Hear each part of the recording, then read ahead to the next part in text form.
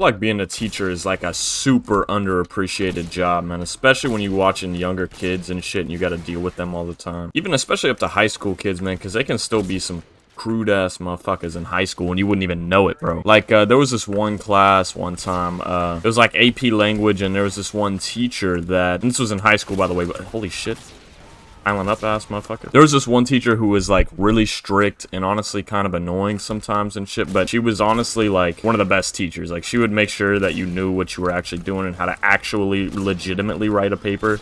And she honestly helped my writing style and shit so much, because she was like a hard ass, but it helped you, you know what I'm saying, type shit. But, you know, this lady, she was a little bit awkward. She was honestly like, you know, sometimes really eccentric, and you didn't always really know how to treat her and shit, you know what I mean, because she would be kind of a dick sometimes even, you know. She was a very serious lady. She took this business, you know, teaching us English and shit very seriously, man. But in the class, there was this one, like, super retarded girl, like, not actually retarded, but, like, like, I don't know, her frontal lobe was not fully formed or some shit, bruh. Like, I had a history class with her one time, and she was just like, I don't remember exactly what it was, but she had absolutely no idea that the state of Oklahoma fucking existed and shit. And it was like an AP history class. I don't know who the hell let her in these classes, bro, or why she was in this bullshit, man, but she was, right? And then in this class one day, anyways, the teacher was talking about how she had scoliosis and how she was diagnosed with it and shit, and like, I guess her trials and tribulations of having scoliosis and how much it must suck or whatever the hell she was talking about. And then the girl, we'll call her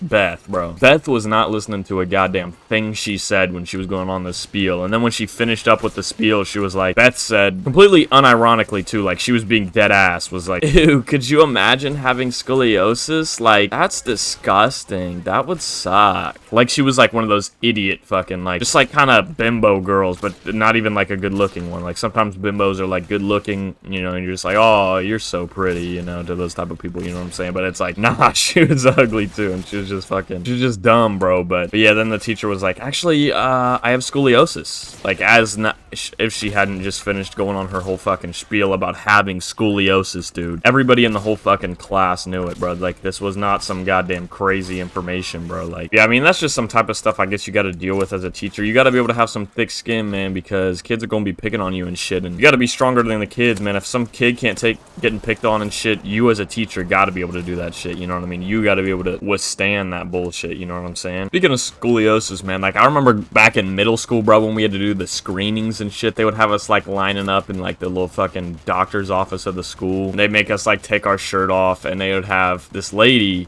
who was, like, one of our homeboys' moms checking our back and shit. And this was like 7th, 8th grade. I remember doing this. I don't know if every school does scoliosis testing, but basically they had us all come in, and you'd have to, like, they would have like this little curtained off room. You'd have to take off your shirt, and then they would look at your back and be like, okay, you're good for scoliosis, you don't got it, or whatever. And we about to try a little nuke shot here. Hold on, yo. Oh, bruh, I don't got no damn. Kill me, bruh. Kill me, bruh. Kill me, bruh. Kill me, bruh.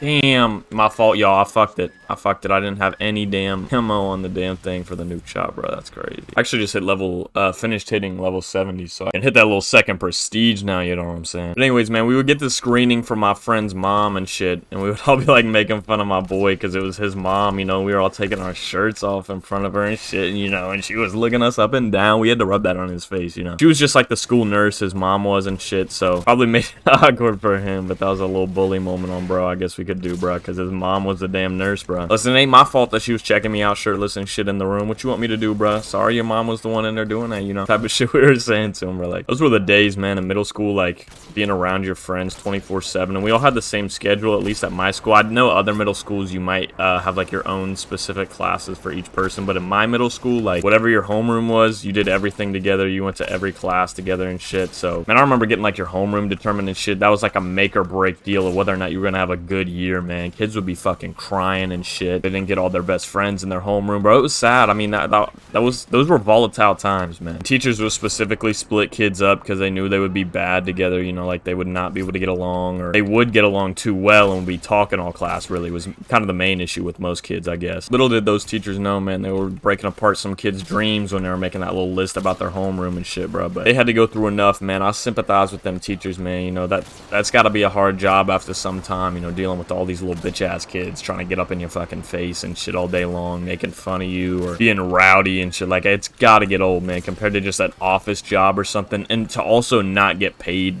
really anything for all of your troubles and shit, man, and for, like, fostering these kids, basically parenting them in a little bit of a way, man. Yeah, man, shout out to all them teachers, bro. They had to put up with all of our crazy shit as kids, man. They really some real ones. Unless you got some bitch-ass teachers that were really, like, abusive and shit. They were some motherfuckers, man. To all the good teachers out there, man, shout out to them, bro. There were really some real ones out there, man. They were looking out for us.